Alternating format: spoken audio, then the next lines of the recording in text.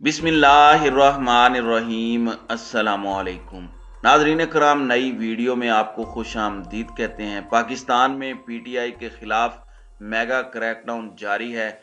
इमरान खान की गिरफ्तारी के हवाले से इम्कानात बढ़ गए हैं। जमान पार्क की रिहाइशगाह पर पुलिस नफरी में इजाफा किया गया है। असद उमर और मियां असलम इकबाल समेत दीगर रहनुमाओं के लिए भी खतरे की घंटी बज चुकी है। उनकी गिरफ्तारी भी किसी वक्त मुतवक्के हो सकती है, जबकि काफ लीग के मोने सिलाही भी FIA की गिरफ्त में आ सकते हैं। जबकि चौधरी वजाहत और उनके बेटे मूसा इलाही के खिलाफ भी लाहौर में मुकदमा दर्ज कर लिया गया है। FIR दर्ज कर ली गई है। रियासती इदारों के खिलाफ सख्त जुबान इस्तेमाल करने का इल्ज़ाम आयद किया गया है, जिसके तहत मुस्लिम लीग काफ के रहनुमाओं की भी गिरफ्तारियों का सिलसिला शुरू किया जा चुका है। PTI के एक अहम रहनुमा फवाद हुसैन चौधरी को गिरफ्तार किया गया है और इमरान खान से लेकर पार्टी के जनरल सेक्रेटरी असद उमर और मियां असलम इकबाल समेत तमाम मुतहर्रिक कारकुनों तक की गिरफ्तारी के इम्कानात बढ़ चुके हैं।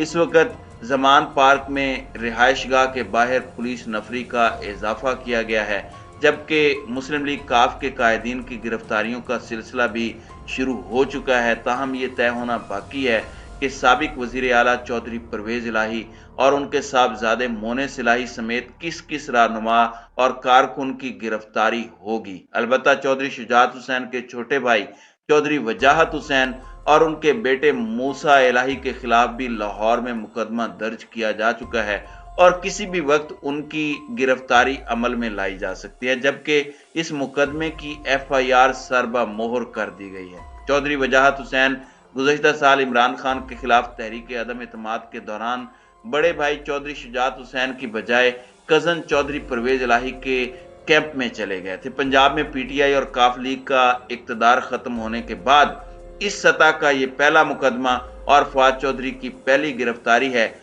जिससे PTI और काफ लीग को एक बड़ा पैगाम दिया गया है कि इस वक्त मुक्तदर हल्के और पीछे बैठे हुए मिस्टर एक्स, डर्टी हैरी और इस तरह के मीर जाफिर और मीर सादिक बड़ी बड़ी कार्रवाइयां पाकिस्तान तहरीक इंसाफ और काफ लीग के खिलाफ करने वाले हैं।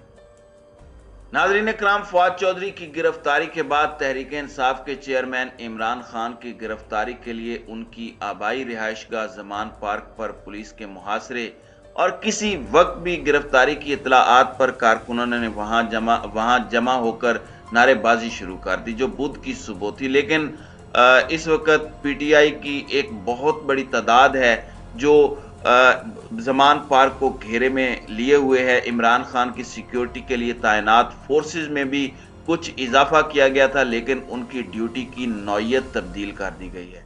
दूसरी जानिब सरकारी जराए किसी भी गिरफ्तारी और उसकी बाकायदा मनसूबाबंदी की तस्दीक नहीं कर रहे।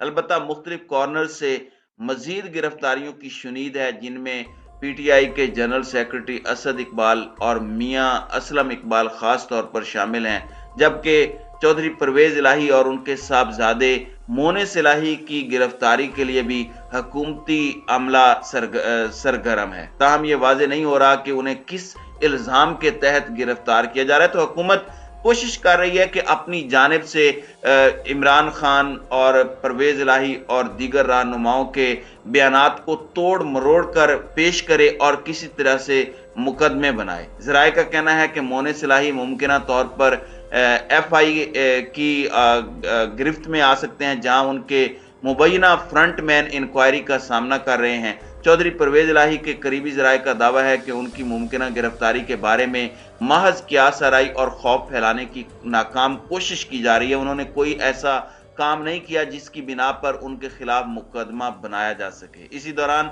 चौधरी शुजात हुसैन के छोटे भाई चौधरी वजाहत हुसैन और उनके बेटे मूसा इलाही के खिलाफ लाहौर के थाना गालिब मार्केट में इंसदादी दहशतगर्दी एक्ट समेत मुख्तलिफ दफात के तहत मंगल 24 जनवरी को दर्ज होने वाला मुकदमा सरबा मोहर किया गया है। ये मुकदमा मकामी ट्रांसपोर्टर की मुद्दईयत में दर्ज किया गया है, जिसके मुताबिक दोनों बाप बेटे ने अरकान असम्बली को डराने धमकाने की मंसूबा बंदी की।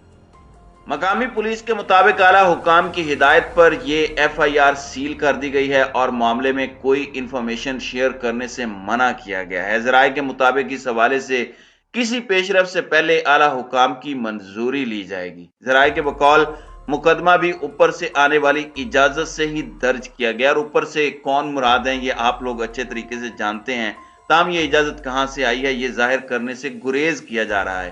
یہ امر قابل ذکر ہے کہ نگران وزیر اعلیٰ اور پنجاب اور لاہور پولیس کے سربراہوں کی تعیناتی کے بعد لاہور میں اب تک درج ہونے والی یہ انتہائی اہم نوعیت کا مقدمہ ہے۔ اس مقدمے کے مدعی محمد بلال کی طرف سے پولیس کو فراہم کیے جانے والے ٹیلی فون نمبرز پر کئی ایک بار کوشش کے باوجود رابطہ نہیں ہو سکا۔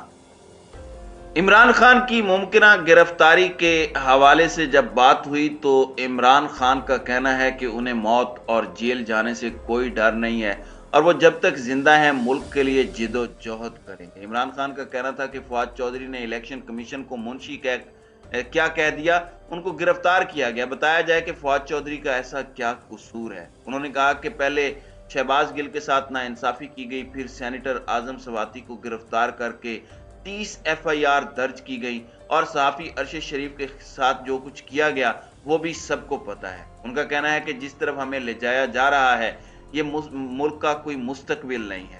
جب تک میں زندہ ہوں اس ملک کے لیے جد و جہد کروں گا، کیونکہ بچپن سے ہمیں بتایا گیا کہ ہم خوش قسمت ہیں کہ آزاد ملک میں پیدا ہوئے، اور میں نے بھی شروع سے یہ فیصلہ کیا کہ پاکستان کے علاوہ مجھے کسی بھی ملک میں نہیں رہنا۔ آج اپنی قوم کو کہہ رہا ہوں کہ آپ کا مستقبل آپ کے ہاتھوں میں ہے، کیونکہ اللہ کے بعد اس ملک کے وارث آپ ہیں۔ میں آپ کو یقین دلاتا ہوں کہ مجھے موت سے کوئی ڈر نہیں ہے، موت کو میں نے بہت نزدیک سے دیکھا ہے۔ یہ جو ہر وقت جیل لے جاتے ہیں اور اس سے مجھے کوئی ڈر نہیں ہے، اور میں عوام کو بھی کہتا ہوں کہ اگر آپ کو خود کو بچانا ہے تو اللہ کے حکم پر چلنا ہوگا اور انصاف کے ساتھ کھڑا ہونا ہوگا۔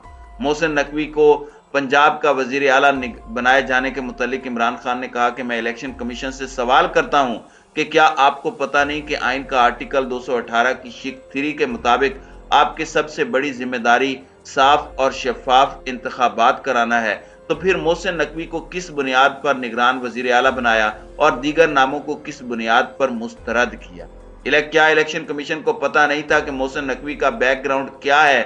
کس بنیاد پر اس کو نگران وزیر اعلیٰ بنایا ہے؟ کیا آپ کو معلوم نہیں تھا کہ رجیم چینج میں سب سے بڑا ہاتھ اس شخص کا تھا، کیونکہ یہ ان چند لوگوں میں شامل تھا جس نے ہماری حکومت گرانے کے لیے سب سے زیادہ بھاگ دوڑ کی۔ عمران خان کا کہنا تھا کہ الیکشن کمیشن چن کر اس شخص کو لایا ہے جو ہمارے خلاف تھا، جس نے آتے ہی کارنامے دکھانا شروع کر دیے اور 25 مئی کو ہم پر تشدد کرنے والے ان تمام پولیس اہلکاروں کو واپس مقرر کیا ہے، اور حمزہ شہباز کی حکومت کے افسران کو ایڈوکیٹ جنرل آفس میں واپس لایا گیا ہے۔ تو کیا یہ ہے صاف اور شفاف الیکشن کی تیاری اور نگران سیٹ اپ؟ عمران خان کا کہنا تھا کہ میں پیش گوئی کر رہا ہوں کہ ان کا مقصد عمران خان کی آواز دبانا ہے، اس لیے میں عدلیہ سے درخواست کرتا ہوں کہ ہمارے بنیادی حقوق کا تحفظ کریں۔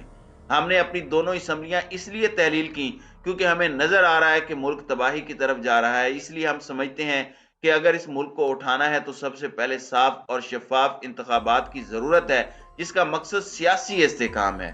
محسن نقوی کو لانے کے بعد یہ لگ رہا ہے کہ ان کا انتخابات کرانے کا کوئی ارادہ نہیں ہے، اس لیے میں عدلیہ سے پوچھتا ہوں کہ اب آپ کی ذمہ داری ہے، کیونکہ جیسے ہی اسمبلی تحلیل ہوتی ہے تو آئین واضح طور پر کہتا ہے کہ 90 دن کے اندر انتخابات کرانے ہیں۔ عمران خان کا کہنا تھا کہ جن لوگوں کو لگتا ہے کہ ہمیں خوف ہے تو میں ان کو واضح کر دوں کہ میں آخری گیند تک لڑوں گا، کیونکہ مجھے جیل اور دھمکیوں سے کوئی ڈر اور فکر نہیں ہے۔ ملک کا ایک طبقہ عوام ہے جس کا جینا مرنا اس ملک سے ہے، اور ایک طبقہ وہ ادارہ ہے جس کو پتا ہے کہ اگر اس ملک کی معیشت نیچے جاتی ہے تو سب سے زیادہ نقصان اس ادارے کا ہے۔ عمران خان کا کہنا تھا کہ میں ہمیشہ یہ سمجھتا تھا کہ یہ ادارے کبھی بھی ان لوگوں کے ساتھ کھڑے نہیں ہوں گے جو اس ملک کا پیسہ چوری کر کے باہر بھاگ گئے ہیں، مگر مجھے افسوس ہے کہ ہماری حکومت ہٹا کر ان لوگوں کو لایا گیا جو اس ملک کو 30 برسوں سے لوٹ رہے ہیں۔ عمران خان کا کہنا تھا کہ مجھے حیرت ہوئی کہ رجیم چینج کے بعد وہ ادارہ ان چوروں کے ساتھ کیسے کھڑا ہو گیا جس کا سب سے زیادہ سٹیک ہے کہ پاکستان ایک طاقتور ملک بنے۔ تو ناظرین کرام، عمران خان اور PTI کے حوالے سے یہ اپڈیٹس تھیں۔ جس طریقے سے پاکستان کے اندر رجیم چینج آپریشن کے بعد عمران خان کو ہٹایا گیا اور آج جس طریقے سے 25 مئی کے بعد دوبارہ اس تاریخ کو دہرایا جا رہا ہے، یقیناً یہ پاکستان کے اداروں اور عدلیہ کے لیے لمحہ فکریہ ہے۔ ان کو سوچنا چاہیے، اپنی ذاتیات سے نکل کر یہ غور کرنا چاہیے کہ وہ پاکستان کو کس جانب لے جا رہے ہیں۔ تو ناظرین اکرام، آپ کی اس ویڈیو کے حوالے سے کیا رائے ہے؟ اب اپنی رائے کا اظہار کامنٹ سیکشن میں ضرور کیجیے گا۔